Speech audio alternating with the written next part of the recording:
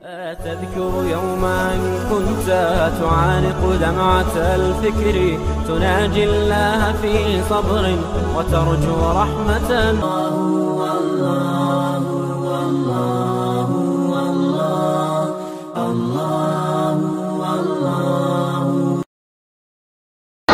ہمیں مت کہو تم دہشت گرد ہو، ہمیں مت کہو تم تخریب کار ہو، یوں کہہ دو تم دیوانے ہو،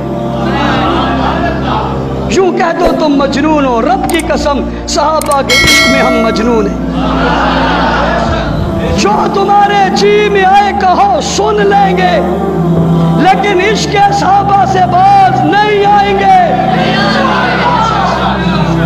یہ میرے ایمان کا تقاضا ہے، یہ میری غیرت کا تقاضا ہے، یہ صحابہ سے نسبت کا تقاضا ہے. آپ کے کراچی کہہ کہ میں نے نیا بیچارہ بن کر گیا، ٹاک شو میں بیٹھا ہوا ہے، فردوس عاشق آوان اٹھ کر اسے تھپڑ مار دیتی ہے.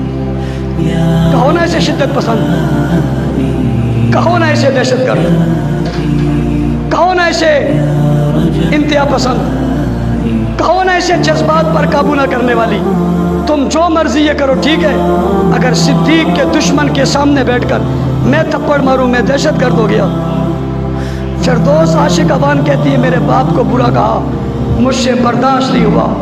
ساری دنیا کے بزرگوں کو جمع کرو، کائنات کے سارے نیک اور شریف لوگوں کو جمع کرو، اللہ کی قسم ابو بکر کی جوتی سے لگنے والی خاک کا مقابلہ بھی نہیں کر سکتے. کر سکتے؟ کر سکتے؟ کوئی سرداری کو برا کہے پی پی برداشت نہیں کرتی، نواز شریف کو برا کہے نون لیگ برداشت نہیں کرتی، عمران کو برا کہے پی ٹی آئی برداشت نہیں کرتی، سراج الحق کو کوئی برا کہے جماعت اسلامی برداشت نہیں کرتی، مولانا فضل الرحمان صاحب کو کوئی برا کہے جمعیت برداشت نہیں کرتی، احمد دہلوی صاحب کو کوئی برا کہے اہل سنت برداشت نہیں کرتے. صدیق لاوارث ہے. ہم کسی فرقے کی بات نہیں کر رہے، ملک میں فرقہ واریت کی بات نہیں کر رہے. سمجھنا میرے صحابہ سب کے، صحابہ ہر پارٹی کے صحابہ ہر جماعت کے صحابہ، جس نے کلمہ پڑھا صحابہ سب کے.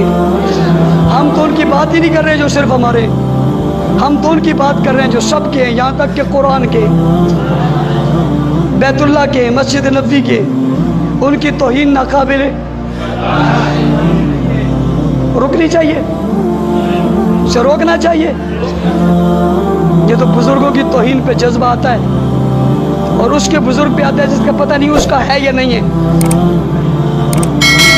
یہ بھی پتہ نہیں ہے، کنفرم تو نہیں ہے نا. اور ان کی عظمتیں کنفرم ہیں. کیوں؟ ان کی عظمتوں کی بات قرآن نے بتائی ہے. فردوس عاشق آوان صحابہ، یہ آپ کے باپ کا مسئلہ تھا، اور صدیق عائشہ کے باپ کا مسئلہ ہے.